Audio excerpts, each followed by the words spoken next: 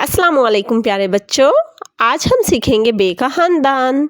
बे ब बंदर बिल्ली हाला, बे के नीचे एक नुक्ता डाला। बे कहे ब ब ब, ब बंदर ब बिल्ली। पे पा पत्ता, पे पा प्याला, पे तीन छोटे नुक्तों वाला। पे कहे प प प, प पत्ता प प्याला।